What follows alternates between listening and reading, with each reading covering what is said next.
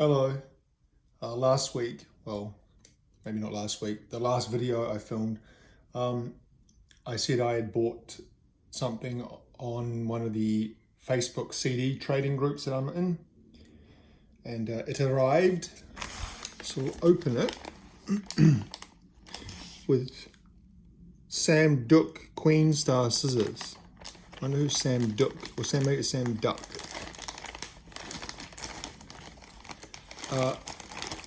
So these are two things, two albums that are, well, I'll talk about them when I show them, I guess. So we've wrapped it pretty well. It's stuck in there.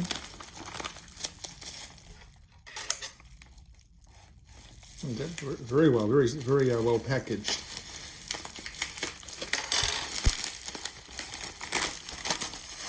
God damn it, too well packaged.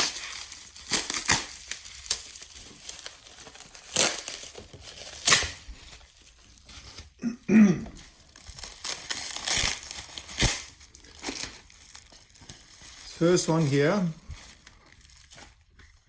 is the album Presents by Led Zeppelin. You can see some kind of grimy, I don't know if that's on the booklet or on the case. Let's get a wet wipe. Where are the wet wipes? They're over here, hang on. And we shall see if it's on the plaster or if it's on the booklet. I believe that is going to be on the booklet. Or the inside of the plastic. I think it's on the inside of the plastic, or at least part of it is that on there, yucky.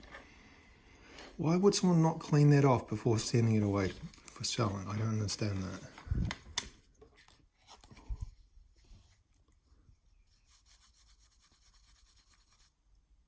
Don't want to do it too much because you don't want to kind of damage it.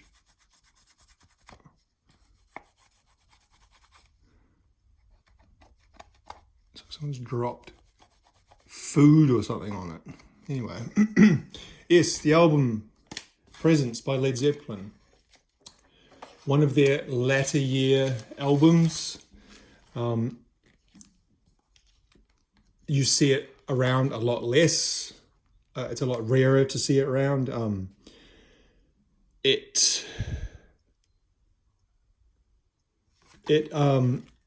Always because it's less popular, you know.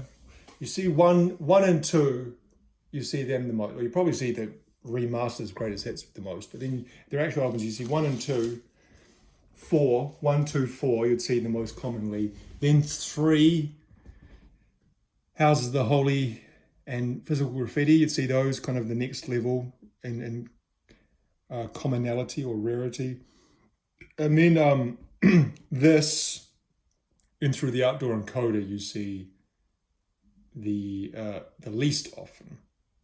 So they come up a lot less often than the other ones for sale. I've never actually seen this for sale in a store. Might have seen it for sale secondhand on one of these groups before, but I can't actually remember. Anyway, I've always thought this was a kind of weird cover photo. It's kind of a little bit creepy. A family sitting around looking at some kind of dark black object. It looks like they live, or they're at a restaurant by a marina or something like that.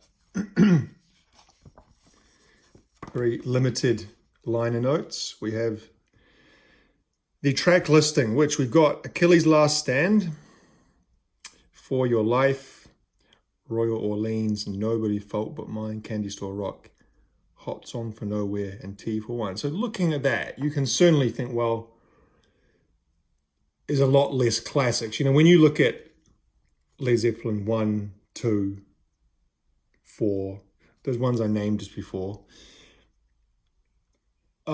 basically all their albums up to Physical Graffiti, it's just like there's so many great songs on the albums. But once we get to kind of this era, it's not as many hits and a few more misses. For example, Candy Store Rock. Never particularly loved that song. Like Achilles' Last Stand. I really like Nobody's Fault But Mine. Quite like For Your Life. T for One, you can see, is quite a long song there. Achilles' Last Stand's a long song as well, isn't it? All titles written by Page and Plant, except Royal Rent New Orleans, which is by Bonham, Jones, Page and Plant. Produced by Jimmy Page, of course. And this is put out on Swan Song, which was their imprint on Atlantic. Famously an Atlantic band, I think, for their whole career. And then we've got this thing here. Is it like a teacher or something? It says that the cover art was done by Hypnosis. Where did it say that? Sleeve by Hypnosis and Hardy. Hypnosis was that art collective or kind of design group that I think Storm Thorgerson was part of, the guy who did all those Pink Floyd album covers. I think that he was part of that or involved with it some way. Can't remember exactly, but it certainly sounds familiar. So this came out in 76. And yeah, that kind of post... When did Rock Plant have that car accident? You know, the latter 70s were quite a bad time for Led Zeppelin, or for Robert Plant especially. Because he had that quite serious car accident. I think they were in Greece, and him and I think his wife got quite badly injured. I can't remember it's been a long time since I've read a Led Zeppelin biography. In the day, I have read a few of them. I read the one by Richard Cole, who was their tour manager. That was quite an interesting one. And then a little bit later, his son passed away, which is just, you know, such a terrible, terrible, terrible thing to have to go through for him. And he was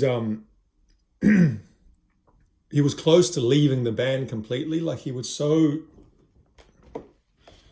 I don't think it was like he was like distraught. Like, of course he was distraught, but I mean, like, I guess when you go through something like that, you kind of think, well, what's important? And he wanted to teach, and he was like thinking of toying with the idea of teaching music or something like that. I remember reading, but he didn't. He went back to the band. But those two events, I remember reading that he felt put a lot more distance between him and Jimmy Page. Again, I haven't read it. I'm kind of just recalling snippets of interviews and books I read like 20 years ago.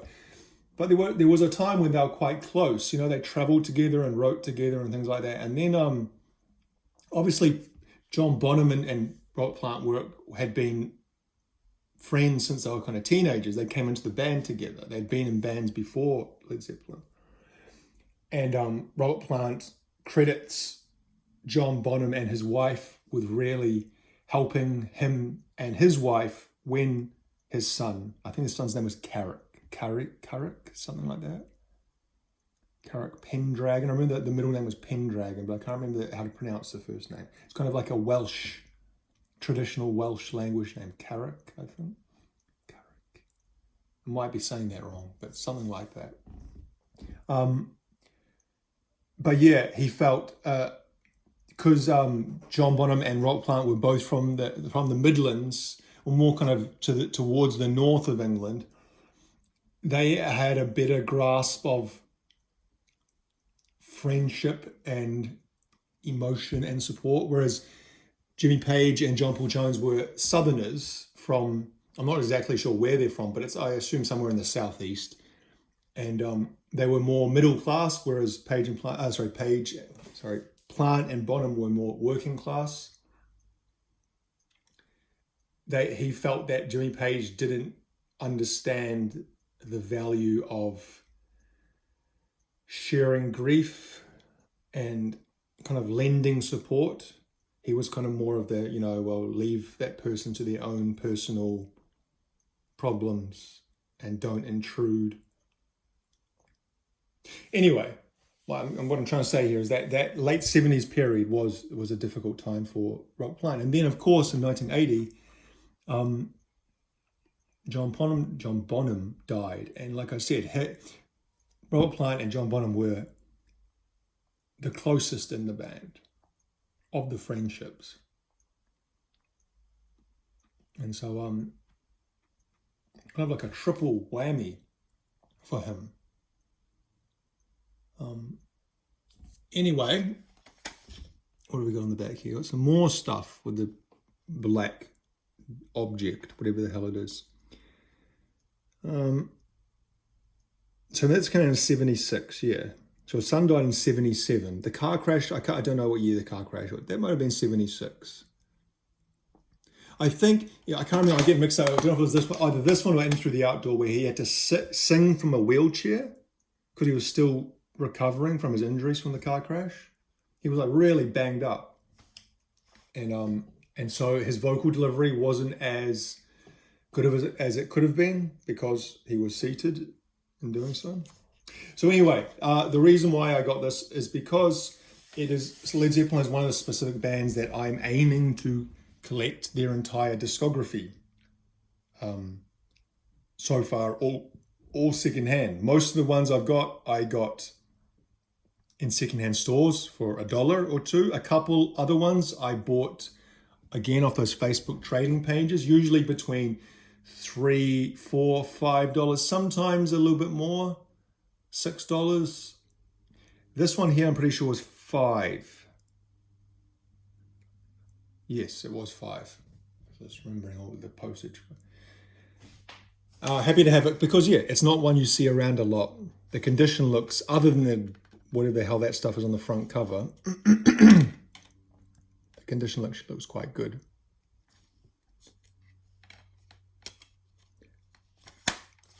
Next, or number 2, there are only 2. So.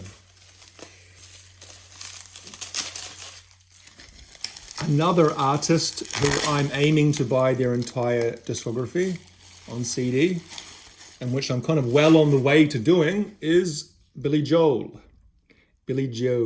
Joel. The album that turned a stranger into a household name, The Stranger. And this is a double album. This has got some kind of extra disc on it. So this was $8. I assume the guy priced it that because it is a, it's a special edition, one might say. This should be going in here.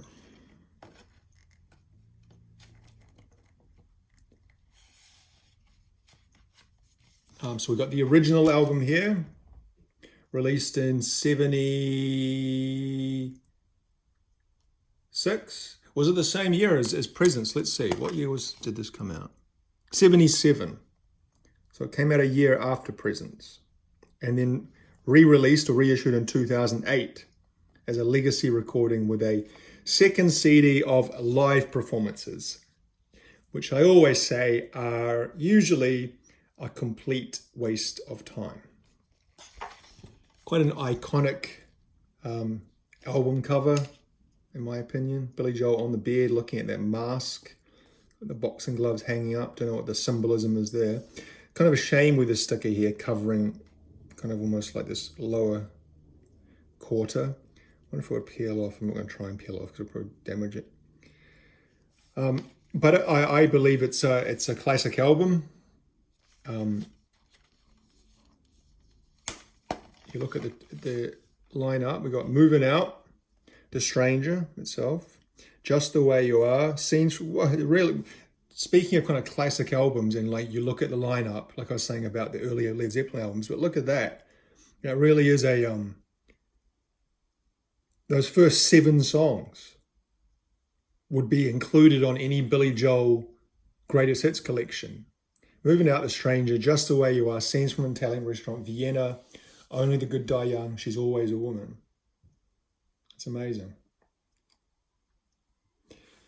get it right the first time. Everybody Has a Dream. And there, I guess that's his band. I'm not actually sure.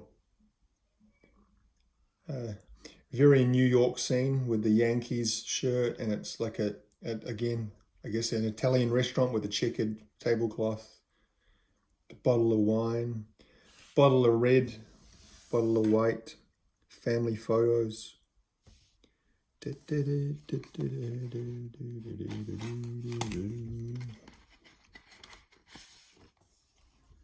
Let's see. Says that the liner notes, or the kind of, whatever you want to call this, the retrospective writing, what was the article, was done by David Frick, who was, anytime you do a documentary about a musician from the 70s, 80s, or 90s, they'll invariably interview David Frick as one of the talking heads. He's a Rolling Stone writer. Well, he was, I don't know if he still is, and he's got like this kind of like Joey Ramone type haircut. Not Joey, Johnny Ramone type haircut, kind of like, I don't know how you even describe that. Pretty terrible haircut in my opinion, but he seems to be the kind of the go-to interviewee for any kind of classic rock artist. And like I said, not just from the 70s, like he was also on, like, I remember the Nirvana, the Nevermind classic albums documentary, which was great. He features on that. And that was released in 91. So he's got kind of a 30-year wheelhouse that he seems to be a expert on. God, he wrote a lot.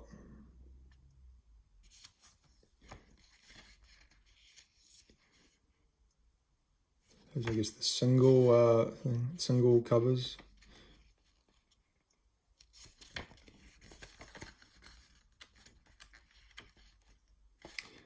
And here we have the credits. So who are the players? Anyone I recognize? Liberty DeVito. Sometime in the last 2 years, or however long I've done this channel for. Is it 2 years or 3 years? I remember now. I looked at an album where Liberty DeVito was the drummer, and I remember saying that they played on some Billy Joel albums. What was the one I looked at? Yeah, anyway. So I recognize that name. Richie Kanata, Steve Kahn. No one else really. I don't recognize anyone else. Ralph McDonald, Hugh McCracken, Steve Burr, Phil Woods, Richard T. Phoebe Snow. I've heard that name before. So yeah, happy to have that as well. So like I was kind of saying last week, where I kind of have it in my mind it's last week.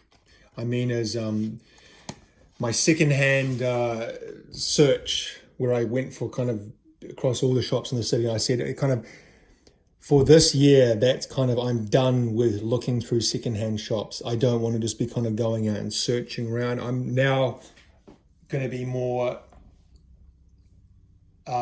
specifically looking to purchase things that I want in my collection, which is not to say I wasn't doing that in the shops, but in the shop there's much more of a, spin the wheel roulette, where you can sometimes find things and you find yourself in the shops, you're more willing to buy things that you maybe don't necessarily 100% want, because it's right there in front of you and you say, well, this is just $1, I'll just get it. Even if it's shit, I can throw it away or give it away or something like that. Whereas when you're buying off a Facebook page or trading on the CD trading groups, you don't do that.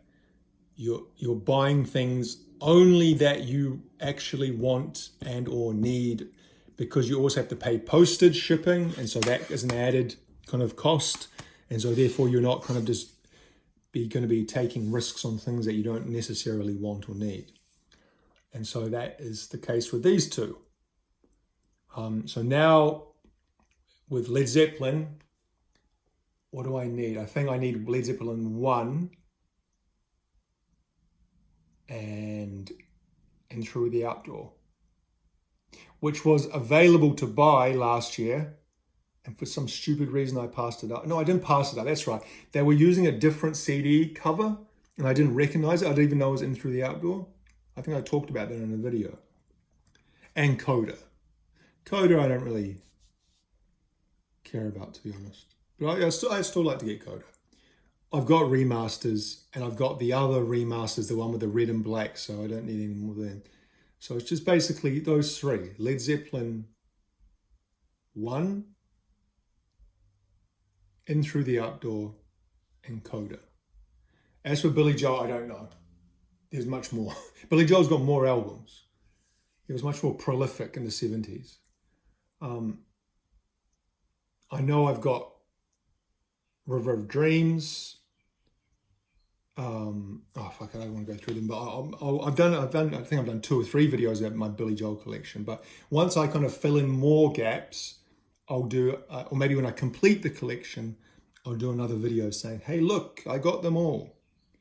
This one, this one, this one. So yeah, anyway, like I said, that was $5 New Zealand, which is $2.50 American. And this was $8 New Zealand, which is $4 American. So that's 8 plus 5 is 13. No, hang on. This one must have been cheaper then. Shipping was $7. Sorry to do this. I know this is boring when I do this. I'm almost certain this was 8. So what's 8 plus 7? No, that can't be right. That means this would have been $3. 8 plus 7's 15. And then the total was 18, which means that the $3 must have, maybe it was $3. I remember it being more like 5, but anyway.